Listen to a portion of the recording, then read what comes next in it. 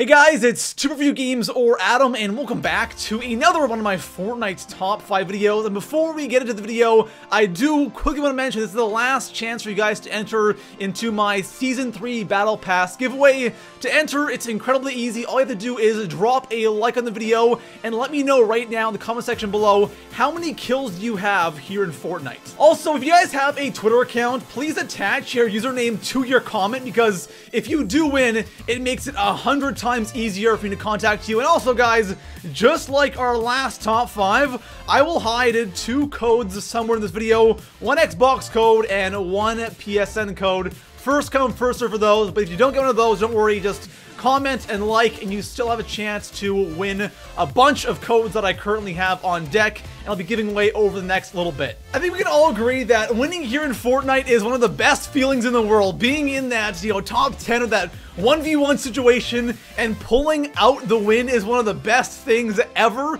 And it can be tough though to win in this game consistently, so if you're someone who is struggling to win in this game, today I'll be going over 5 things that you're probably doing wrong, and if you fix a couple of these things, I guarantee you'll see a lot more wins. Of course guys, if you are new to the channel and you want to see more Fortnite's top 5 videos, make sure to hit that sub button. And besides that, let's get into today's top 5 video. So coming in at the number 5 spot on my list, building at the end of the game is absolutely mandatory. If you do not build end game, you're not building bases, there is a very high chance you're going to lose. And this is quite obvious, right? I didn't want to put it on the list because it's so obvious. Of course you have to build at the end of the match, but it is incredible how many people don't build. There are so many matches where I'm the only guy building a base. The circle's so small, there's 5, 6 left, and I'm the only guy sitting there in a base. Everyone else is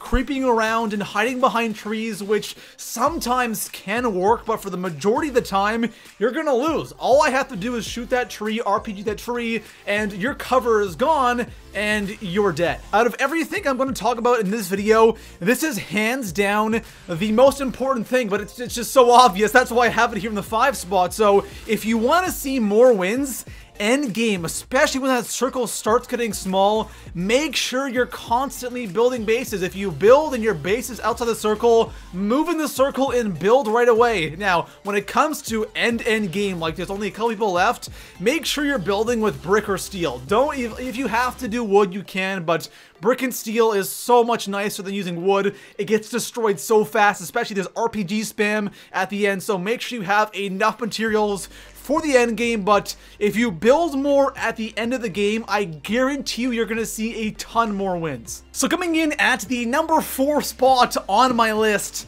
please don't hide behind trees. This is one of the most common things you see at the end game in Fortnite. It is unbelievable how many people hide behind trees, and it is literally suicide if you're gonna go and hide behind a tree, because when it gets down to me 5, 4, 3 people or 2 people left, and you're there hiding behind a tree while somebody else is in a base, you're dead. You're gonna lose, because all I have to do, if I'm in the base, all I have to do is shoot that tree a couple of times with my gun, it disappears, and you are completely exposed. If they have an RPG or a SCAR, you're screwed. Now obviously there's gonna be those games where something might have gone horribly wrong and all you have for cover is a tree. Now that's totally okay, but if your strategy for winning games or trying to, get in that top 5, top 10 is by running around and hiding behind trees, it's one of the worst things you could possibly do. And you know what? I completely understand why people still do this, because I did it all the time as well. My thinking was, you know what, at the end of the match, I don't want to build like crazy and give away my position. I'm just going to go ahead and hide behind trees and objects, and that way I'll kind of like sneak my way into the top 5 or, that 1v1 situation, and it never ends well. You'll get lucky sometimes, but the majority of your games are going to end in death. So when it comes to end game, don't hide behind trees and objects, just build and you'll win a ton more. So coming in at the number 3 spot on my list, rushing bases is a tricky thing in Fortnite. There's one way you should do it, and then there's one way that you shouldn't do it. The proper way, of course, is build up to the base, and then just one pump the guy in the face, you're good to go. That's the ideal way of rushing a base here in Fortnite. Then there's another way that a lot of people love doing this, especially at the end of the match, is when they have nowhere else to hide, they will go to the bottom of your base and just sit there. This is something that I can completely relate to because I used to do this all the time when Fortnite first came out. You always think that there's no way they'll notice that I'm down here, and sometimes you can successfully actually get there, but it doesn't take much for them to spot you, especially if they're looking down around the map. It's really easy to see if someone's sitting at the base of your base, and what a lot of people like to do is they'll successfully get to the bottom of your base, and then they'll start hitting down the walls, and it alerts you instantly, and then you're just instantly dead. All they do is RPG you, or since they're looking down, they can easily get a couple headshots on you with a AR or a SCAR, and you're absolutely screwed. Now, if you find yourself in a situation where you are at the bottom of someone's base, at least build some kind of cover above you so they don't know exactly where you are. It gives you at least a chance of surviving. Don't just sit there hoping they won't see you, because guys, I'm sorry, there's a very good chance that they will see you, they will spot you, and you're gonna lose the game. So coming in at the number 2 spot on my list, I want to talk about end game loot, because one thing you see a lot of people doing is trying to improve their loadout at the end of a match, because there is always tons of loot laying around, especially as you get closer to that 1v1 situation. There's just loot all over the place. There's gold scars everywhere. There's chug jugs, shields, medkits, anything you would need. It is lying all over the map because people are kind of scared to go out. But those who do will go and try to improve their loadout, and they become easy targets. And this can be challenging because we all find ourselves in those matches where we don't really have the best loot, right? You're not going to get great loot every single game, and there are games where you're in that top 5 situation and you have a white AR or a green AR, and it's so tempting to go out and loot, but that's a really bad idea. I find that towards the end of the game, people are so crazy for loot, they'll actually run into the storm to get loot, and running into the storm at the end of the game is such a bad idea because it takes so much of your health so quickly, but people don't care. They will run right into the storm and they will take all that damage, maybe for some ammo or a SCAR, and of course sometimes you might be out of options and that's the only thing you can really do. But if you have bad weapons, you don't need to go out there and replace them.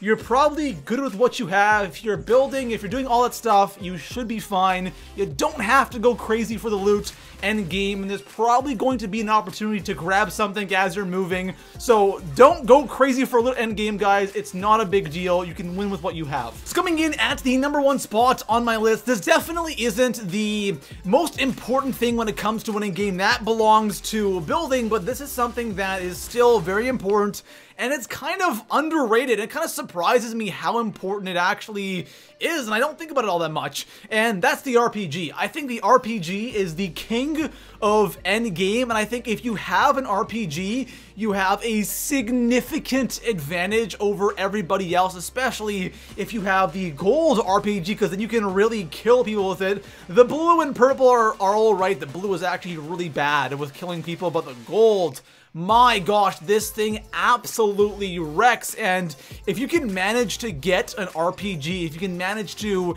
get good positioning with your base, you should have absolutely no problem winning. Most of the time though, at the end of the game, we're just not gonna have RPGs. You just don't get them all that often. The only time you really get them is you get really, really lucky and you get them from a chest, or you happen to kill somebody and they have an RPG, but even then, the chances of getting one are still incredibly slim. Now, the one thing that I do notice when playing is when you want to get a gold RPG, the best way to do it consistently every single game is wait kind of towards the end of the game. Not like really, really towards the end when you're like top 5 or like when the circle is really small, but as the circle is kind of getting smaller and smaller, 2 supply drops will start spawning in at once. Those, I find, always drop either gold scars, gold RPGs, and sometimes gold snipers, but most of the time I'm always getting gold RPGs from those, and it's perfect because it's just before you really want to establish yourself in an area with your base, so you have time to do this if you want, but even then,